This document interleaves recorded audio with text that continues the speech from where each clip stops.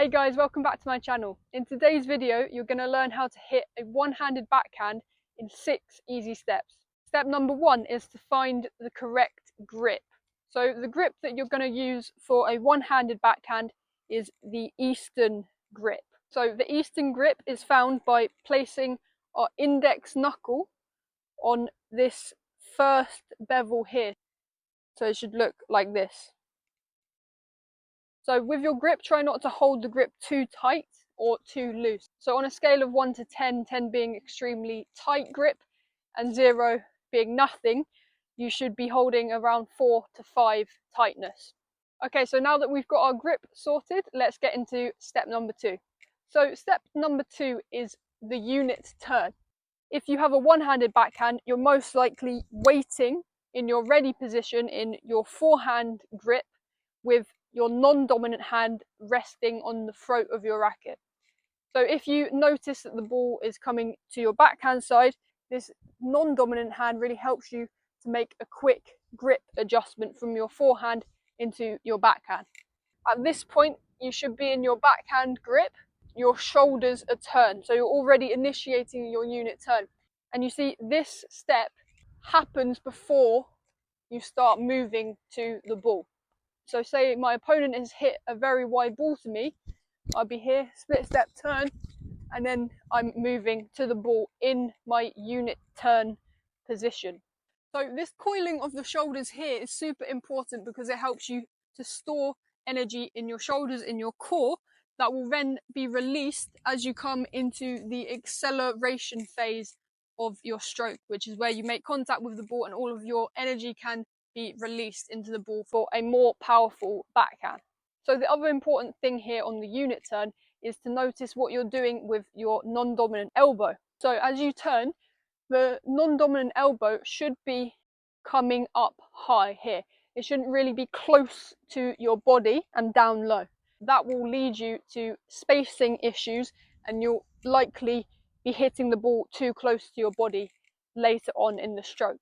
So it's important in this unit turn that we start and we initiate space between our body and our racket so that we have enough space as we come to strike the ball out in front and to the side of our body.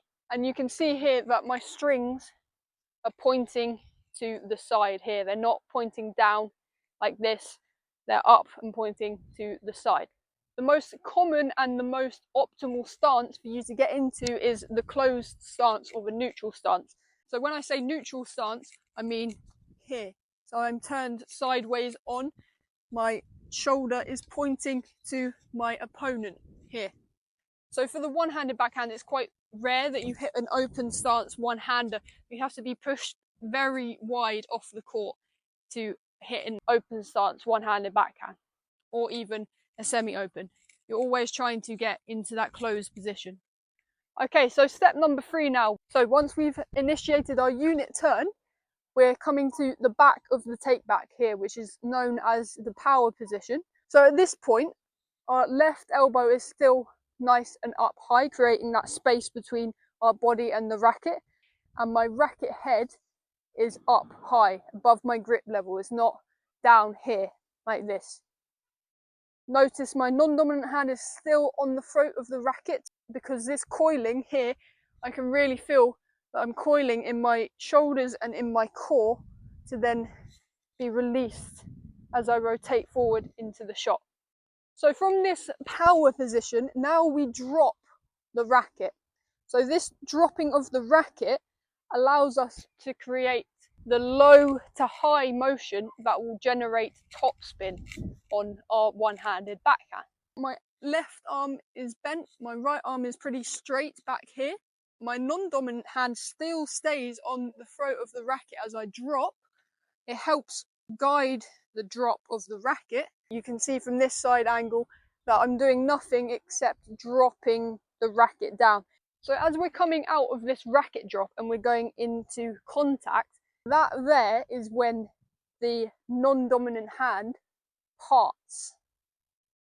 But it doesn't go too far, it stays close to the racket at contact. So you'll see players at contact, their non-dominant hand is kind of down here like this. It's not back here, it's not down here, it's not up here, it's just there. And this really helps with the stability and balance onto the shot. The contact point is then around here. So it's to the front and to the side of the body.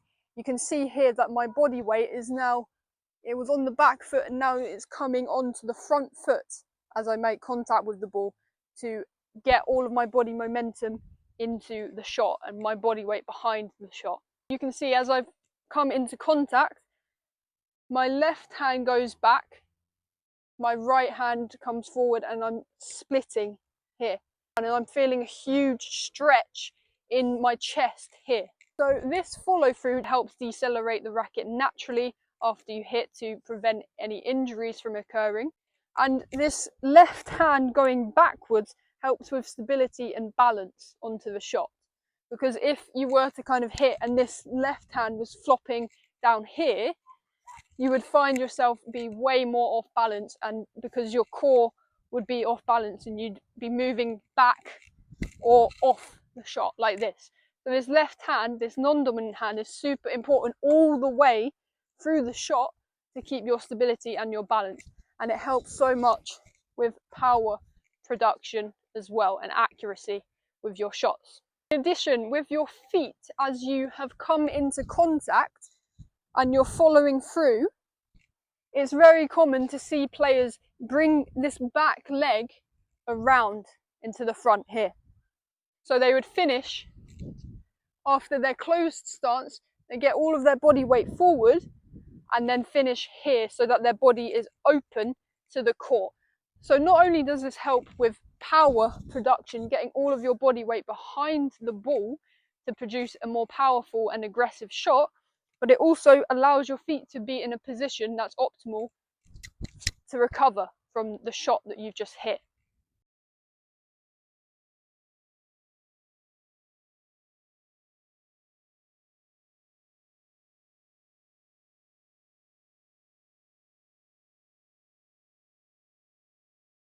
Okay guys, that's the end of this video. If you enjoyed this video and found it useful, then please give this video a like and subscribe to my channel for more videos like this one to come.